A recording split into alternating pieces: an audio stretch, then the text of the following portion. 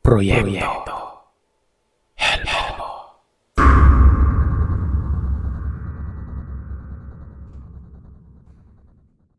Kaya lang noong hawakan ni Aling Maria ang kanyang tiyan, laking gulat niya nang biglang kumirot ang tiyan niya na yon sa hindi malamang kadahilanan. Mabilis siyang pumasok sa loob ng bahay pagkabigay niya ng bayad sa tindera. Pero bago pa siya makapasok sa mismong loob, ay nasulyapan niya na biglang nanlisik ang mga mata ng tindera. Bago pa ito umalis at magpatuloy sa paglalakad nun. Kinilabutan ng aking ina at pagkaupo niya sa kawayang upuan, doon pa lamang humupa ang pananakit ng kanyang tiyan. Sumapit ang hapon. Umuwi ang tatay ko galing sa trabaho. Magkasabay silang naghapunan ng nanay ko.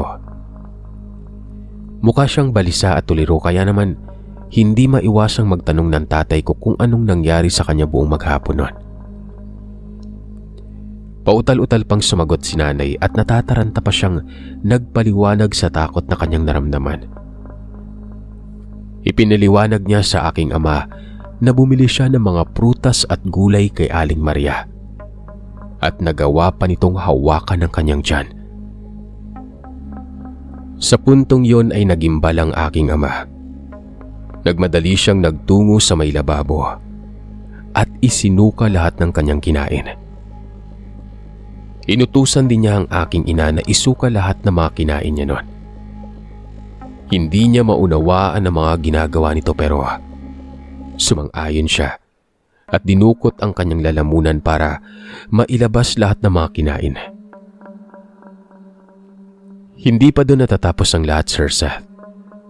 Kumuha ng kalamansi ang aking ama. Pinigaan niya ang mga naisuka nilang pagkain.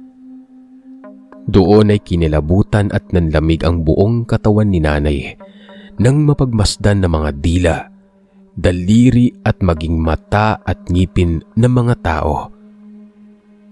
Isinalaysay ng aking ama sa aking ina na pinaghihinala ang aswang si Aling Maria na gumagala sa buong baryo. Gumagamit siya ng kakaibang mahika para gawing karne ng hayop ang mga nakokolekta niyang karne ng tao para maipagbili sa mga tao para mahawaan niya ng pagiging aswang.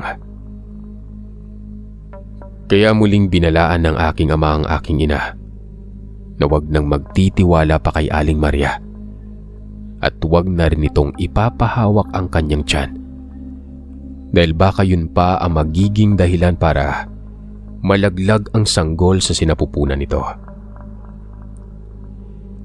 Kinilabutan ng aking ina sa mga tinura nito at nag-umpisa na siyang magligpit ng mga pinagkainan. Sumapit ang gabi, hindi makatulog si nanay nun. Maalinsangan ng paligid, kinailangan pa niyang magpaypay ng abaniko para lang maibsan ang init na kanyang nararamdaman. Hindi rin naman makatulog ang aking ama. Nakamatsyag siya sa loob ng bahay habang pinakikiramdaman ng buong paligid nun. Tahimik ng mga oras na yon at wala silang naririnig na anumang kaluskos o ingay buhat sa labas ng bahay. Nanatili silang nakahiga sa kama. Hindi pa rin lumalalim ang kanilang tulog at patuloy siyang paudlot-udlot ang tulog nun hanggang sa sumapit ang hating gabi. Nagising ang aking ama sa iilang kaluskos na buhat sa bubong ng bahay. Hindi nagtagal, biglang may kumalabog na malaking bagay buhat doon. Agad siyang bumangon at kinuha ang kaluban na nasa ilalim ng kanyang unan. Nagising na rin ang aking ina pero sinenyasan niya itong tumahimik at huwag gumawa ng anumang ingay. Lumabas ng silid ang aking ama, bitbit ang gasera. Pagkatapos ay nagtungo siya sa labas ng bahay. Napupuno ng kadiliman ng buong paligid nun. Tumingala ang aking ama at ginamit niya bilang tanglaw ang liwanag ng gasera.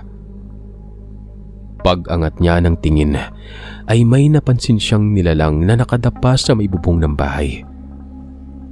Nanlaki ang kanyang mga mata nang maisip na hindi simpleng hayop yon. Malamang balak talaga nitong patayin ang kanyang asawa at ang sanggol nito sa sinapupunan niya. Isang malakas na sigaw ang narinig niya buhat sa loob ng bahay. Napagtanto ng aking ama na nasa panganib ang buhay ng aking ina. Mabilis siyang naglakad papasok ng bahay hanggang sa matagpuan niya ang nanay ko na nakasiksik sa isang tabi ng kama. Namumutla sa sobrang takot at nakaturo ang mga daliri sa mahabang dila na nakalawit sa mismong tapat ng kamang yon. Napangiwi ang aking ama.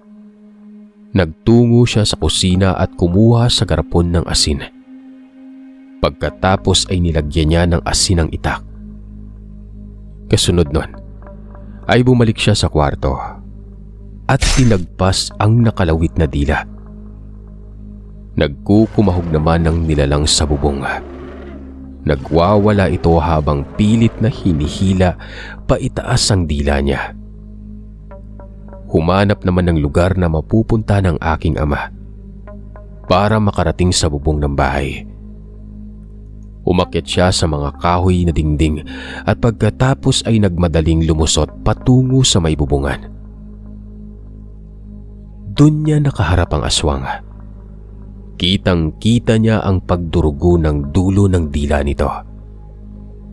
Tinapunan siya nito ng mga nanlilisik na mga namumulang mga mata. Inumbayan siya nito ng kalmot, pero mabilis siyang nakailag. Yun nga lang ay napunit ang maliit na bahagi ng kanyang damit. Inatake pa siya ng inatake ng nilalang at kamuntik na siya nitong masakal. Mabuti na lamang at malakas ang pagkakakapit niya sa bubong. Kung hindi ay babagsak siya sa mataas na bahagi nun. Sinalakay niya ang nilalang. Sinaksak sa tiyan, kasabay na sinaksak sa dibdib at hiniwa ang balat sa hita at binti. Tunay unti-unting nanghina ang nilalang na yon. Nawala nito ng balanse at mabilis na bumulusok pa ibaba. Hindi na nito naagapan ng pagbagsak at tila nagkalasog-lasog ang katawan niya. Hindi na rin ito nagawang makatakas pa at nanatili itong nakahiga sa lupa. Mabilis namang bumaba mula sa bubong ang aking ama nun. Eksaktong pagkalapag niya ay natagpuan niya ang nakahandusay na nilalang. Ginamit na niya ang pagkakataong yon para matuluyang mapatay ito. Makailang beses niya itong pinagsasasaksak hanggang sa bawian ng buhay. Unti-unting nagbago ang anyo ng nilalang at doon tumambad ang pisikal na kaanyuan ni Aling Maria. Nabulabog ang mga kapitbahay sa malakas na ingay buhat sa bahay ng aking ama. Nagpunta sila sa bakuran ng bahay nito at natagpuan nila ang duguang wala ng buhay na nilalang. At gulat na gulat sila nang makita ang imahe ni Aling Maria. Hindi nila sukat akalaing mapapatay ang aswang sa mismong bakuran pa ng aking ama. Pero mababakas sa kanilang mga mata ang kagalakan at kapanatagan ng kalooban nun sa pagtatagumpay na mapatay ang aswang na pumapatay sa mga buntis. Kinabukasan ay umugong ang balita sa pagkamatay ni Aling Maria. Nagbunyi ang mga residente at nagkaroon ng konting kasiyahan sa baryo. Nagkaroon na rin ng katahimikan ng pag-iisip ang aking mga magulang noon. Lumipas pang ilang araw, iniluwal ng aking ina ang panganay kong kapatid. Masaya nilang pinagtulungang mag-asawa na maitaguyod ang aking kuya nanding sa kabila ng payak na pamumuhay sa baryo. Ngunit batid man nila ang konting kapayapaan ng kanilang pamumuhay bilang isang masayang pamilya, ay hindi maikakailang darating ang panahon na muli na naman silang dadalawin ng panibagong lagim. at panganib na dulot ng mga aswang.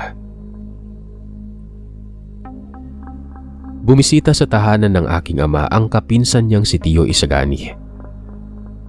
Nasabi nito na nagtungo siya sa Iloilo para tumulong sa pagtugis sa mga asbo na nagtatago sa liblib na lugar. Buhat pa umano sa kabisayaan ang lipi nito at nagawa nitong lumipat ng lugar na mapagtataguan para maghasik ng kadiliman at mambiktima ng mga tao. Ilang buwan pa lamang noon ang aking panganay na kapatid, kaya nangamba ang aking mga magulang para sa kanilang kaligtasan. Nabanggit pa ng aking tiyuhin na nagtatangan umano siya ng isang medalyong agimat na magpoprotekta sa kanya sa oras ng kagipitan. Nakipagtulungan naman sa kanya ang aming ama, gayon din ang ilang grupo ng mga kalalakihan noon. Lumipas pa ang ilang araw ay napabalita sa baryo ang sunod-sunod na pagkamatay ng ilang mga tao na natagpuan ang bangkay sa kakahuyan na parang nilapa ng mababangis na hayop at nangangawala ang mga laman loob noon. Suspetsa ng karamihan ay may mga aswang nga na siyang may kagagawan ng pangyayaring yon dahil imposible na ginawa yun ng mga hayop dahil sa mga nangangawala nitong mga laman loob. At isa pa, hindi yun basta-basta magagawa ng mga hayop dahil malalalim ang mga sugat ng mga bangkay sa buong katawan na masigit pa sa pwedeng gawing pinsala ng mababangis na hayop. Isang gabi, nagplano ang mga kalalakihan noon. Pagdating ng hating gabi ay susugod sila sa kuta ng mga aswang. Dala ang kanilang mga sandata. Sinamahan na muna ng malapit na kapitbahay ang aking ina para mabantayan sila ng aking kapatid habang kasama ang aking tiyuhin at ama sa pakikipaglaban sa mga aswang. Sumapit ang hating gabi. May dalang sulo at mga tabak at baril ang mga kalalakihan na sumugod sa may kakahuyan. Binaon nila ang lakas ng loob habang binabaybay ang masukal na gubat na yon. Hindi nagtagal. Nakarating sila sa kakahuyan. Nakarinig sila ng mga sigawan sa hindi kalayuan. Naalerto silang lahat at ikinasa ang mga baril at inilabas ang mga itak sa bawat kaluban. Walang ano-ano. Biglang may lumitaw na mga bulto ng animoy, malalaking kalabaw, matutulis na mga pangil na tila mga lagari nun. May nanlilisik na mga mata, mahahabang buntot. May tangay-tangay na atay ang isa sa mga asbo at sa isang iglap ay nilamon niya yon. Nagulat ang aking ama subalit sinenyasan siya ng aking tiyuhin kung kaya't mabilis silang umatake sa mga aswang na yon. Pinagtatataga ng mga kalalakihan ang matitigas na balat ng mga nilalang. Karamihan sa kanila ay napatay na mga ito. Nilapa naman ang iba samantalang ang ibang kalalakihan ay nabalian ng mga buto at binawian ng buhay. Naging madugo at marahas ang kanilang pakikipaglaban pero hindi naman sumuko ang aking ama. Gayon din ang aking tiyuhin.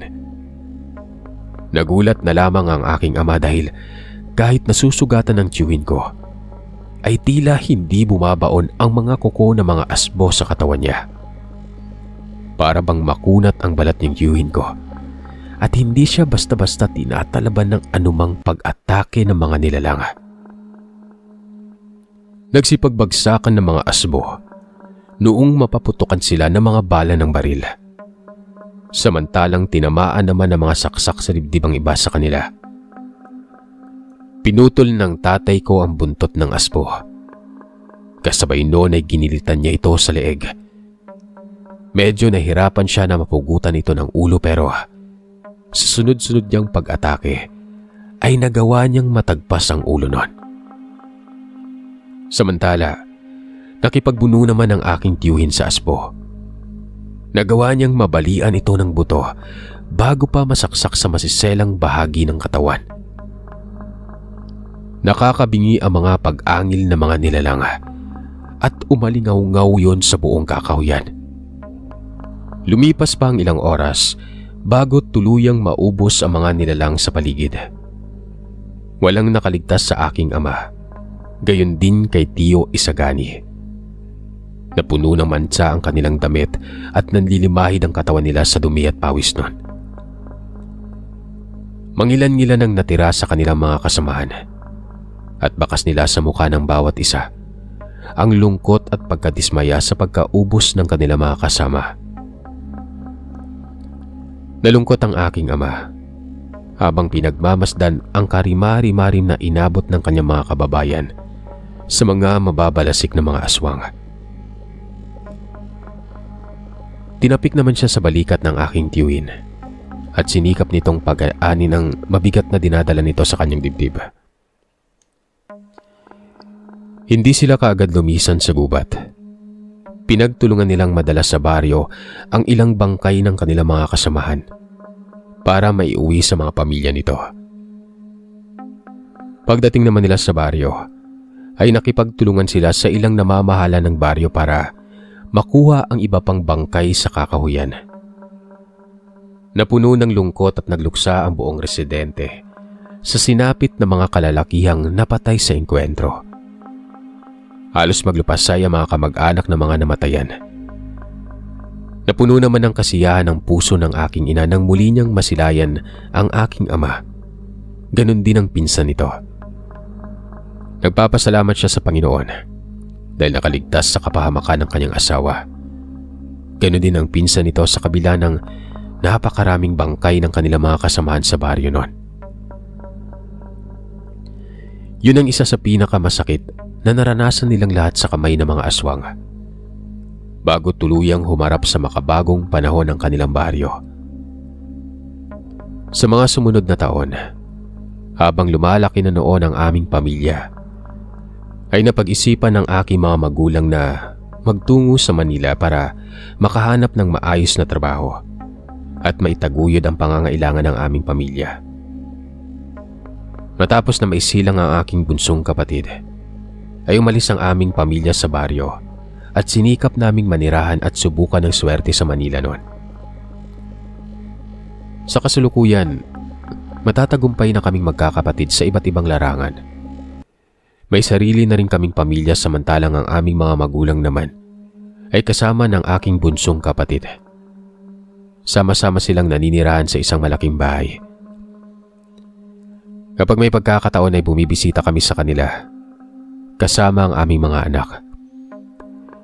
Sa mga ganong simpleng pagkikita-kita, ay lalo naming napapapagbuklod-buklod ang aming pamilya. At kahit na matatanda na ang aming mga magulang, ay patuloy pa rin silang masigla at nabubuhay sa tulong ng kanilang mga apo na dahilan ng kanilang mahabang buhay.